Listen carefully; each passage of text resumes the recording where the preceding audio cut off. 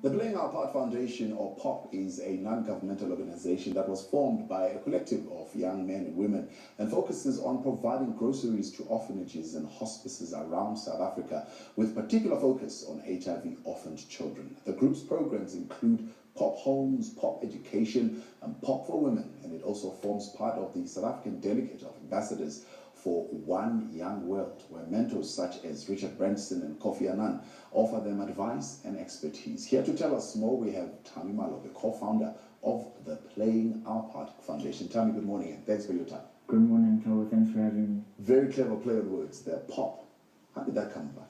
The word pop came from the fact that we each wanted to play our part, and we figured that it would go very well with kids because we used to watch an advertisement when we were growing up. It used to say snap, crackle and pop. Yeah. So it sounded very catchy for the kids because that's why we were doing it, and we decided to go with POP Foundation, and literally that's how it came about. As young men and women, why decide to focus your energies on HIV and AIDS initiatives as opposed to any other aspect of development? That's a very touchy subject, and we decided to focus on HIV orphan children because they are born into the world without having the privilege to choose or create the reality which they live in.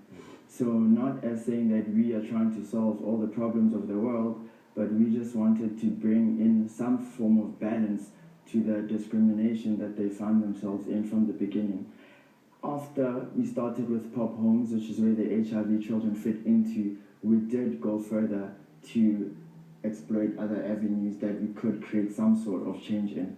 Tell us about the activities of POP Home. What happens, or what sort of assistance or intervention do you bring? Typically, POP Homes, what we decided to do is that we wanted to expand our reach. Instead of adopting one home and focusing all our resources on it, we decided to carefully select a home from each province quarterly, every 3 months.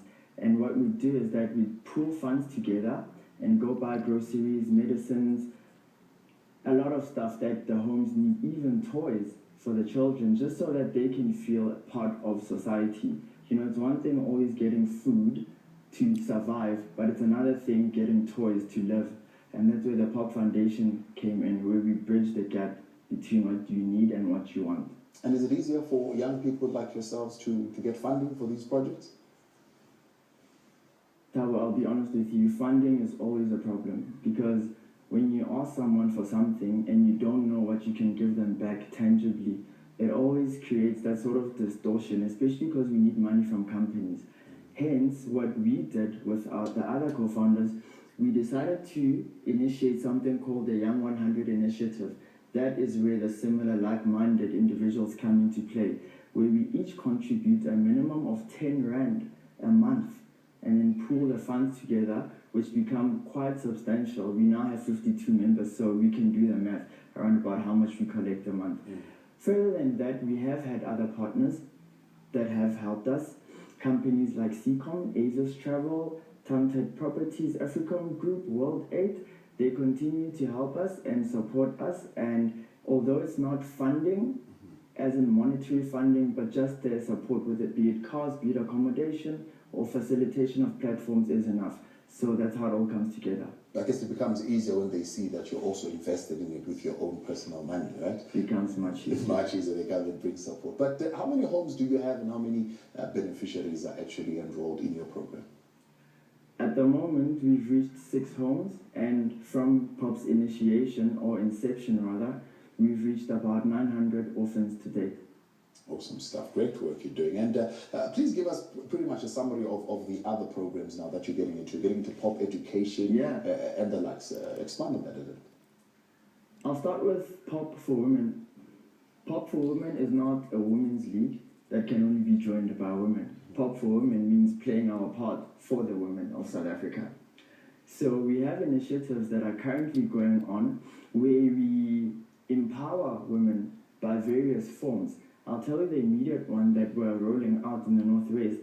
We've now procured about 1,500 POP whistles, which we will hand over to women in the basic communities. And what the whistle aims to do is to allow the women to blow it once a perpetrator tries to take advantage of the situation. We at the POP Foundation felt that too much awareness is being created, but not enough is being done. So we are now saying that on the whistles, they will have a lanyard and they'll have relevant numbers, whether it be child line, whether it be rape line, whether it be SAPS police, where a person after a situation has happened, they can use it to help them. Pop education is a very nice topic for me to speak about because I'm very involved with pop education. Yeah. It involves life coaching, it involves mentoring, it involves educating children in a very fun way. Tell me, what are your future plans for the POP program? The POP programs, the basic future plan for now and the immediate one is the rollout of a cartoon character that we've created called iPopai. We plan to take this cartoon and flight it in various schools. The cartoon is supposed to embed values such as hope, peace, and prosperity in children because we looked at the market and decided that most cartoons are about fighting or they're about money or that I won't mention them.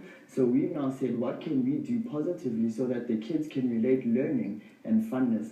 We've partnered with a digital media company called My Access Solutions, but we do need other people and other companies to come on board in order to increase the coverage that would spill over and positively impact the children of South Africa. Well, it's fun, it's innovative, it involves young people, there's great energy there. I love it, it sounds great. We wish you well. Thank you so much for your time. Thank you so much, Tabo. Appreciate it. Take care. If you want more information, visit our website, growingtomorrow.co.za.